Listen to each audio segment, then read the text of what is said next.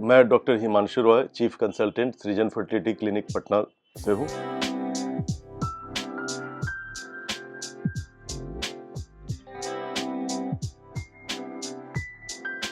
पिछले एपिसोड में हम लोगों ने बात की थी बांझपन के जनरल कॉजेज़ के बारे में, जो क्या-क्या कारण हो सकते हैं पुरुष और महिलाओं में। इसमें हम लोग थोड़ा डिटेल में जाएँगे कि महिलाओं में क्या-क्या कारण होते हैं और कैसे हम लोग जाँच उसकी करते हैं। तो महिलाओं में सबसे जो कॉमन रीज़न होता है जिसके चलते बच्चे ठहरने में दिक्कत होती है, वो ओव्यूलेशन का प्रॉब्लम होता है। मतलब एग्स डेवलप नहीं करते हैं, रप्चर नहीं कर पाते हैं। डेवलप नहीं करना ही मेन प्रॉब्लम होता है, और डेवलप होने के भी पहले हो सकता है कि ओवरी में एग्स का रिजर्व ही बहुत कम हो या ना हो। उसको ओवेरियन फेलियर भी बोलते हैं, प्रीमेच्योर ओवेरियन फेलियर। तो ये सब ओव्यूलेशन से रिलेटेड डिसऑर्डर है, और ओव्यूलेशन डिसऑर्डर में भी जो सबसे कॉमन होता है वो पीसीओडी होता है। और हम लोग का जो आजकल करंट लाइफस्टाइल है उसके चलते पीसीओडी दिनों दिन कॉमन होते जा रहा है, और न सिर्फ बांझपन बल्कि उससे अलग-अलग भी समस्याएं होती हैं, और भविष्य में भी बहुत सारी समस्याएं हो सकती हैं।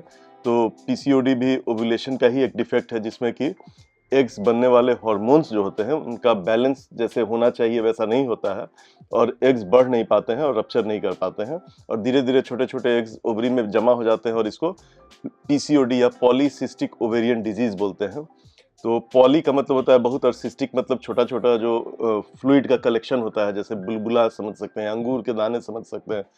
तो बहुत लोग पॉलीसिस्टिक ओवेरियन डिसऑर्डर को और सिस्ट में आपस में कंफ्यूज कर जाते हैं। पीसीओडी रहता है, वो बोलते हैं हाँ कि हमको सिस्ट बताया गया है कि सिस्ट है और ऑपरेशन करना होगा। तो ये दोनों बिल्कुल अलग-अलग चीज़ है।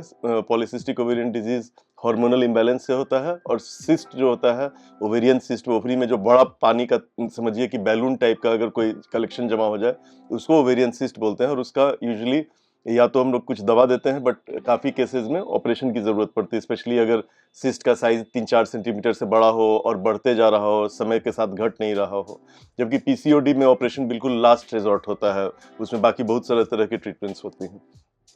अगर किसी औरत का ओवेरियन रिजर्व कम हो, तो वो हम लोग को एक एएमएच का जांच होता है, उससे पता चलता है, और एफएसएचएलएच हार्मोन्स होता है, उससे भी पता चलता है कि ये हार्मोन्स में अगर एब्नॉर्मलिटी आ रही है, कम है एमएच, एफएसएच बहुत हाई है, इसका मतलब कि ओवरी में रिजर्व की कमी है, ओवेरियन फेलियर की ओर जा रही है औरत, और उसे अपने इलाज में फिर देरी नहीं करनी चाहिए।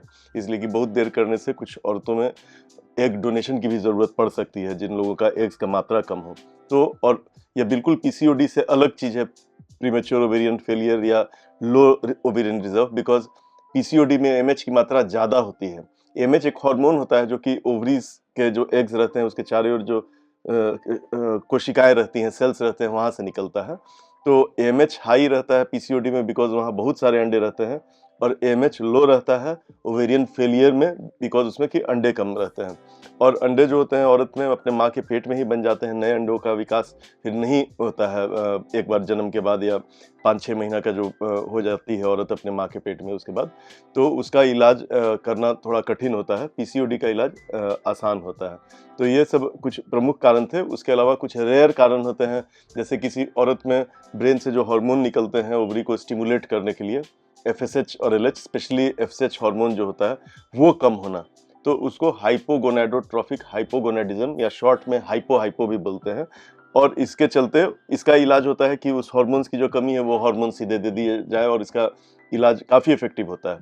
तो मेनली हम लोग अल्ट्रासाउंड के द्वारा और कुछ हार्मोन्स के इवेल्युएशन के द्वारा हम लोग जानते हैं कि औरत में ओव्यूलेशंस में क्या डिसऑर्डर है, और उसी हिसाब से जो अगर कारण पता चल जाए तो सब रोग का अलग-अलग फिर इलाज किया जाता है, और वो काफ़ी कारगर सिद्ध होता है।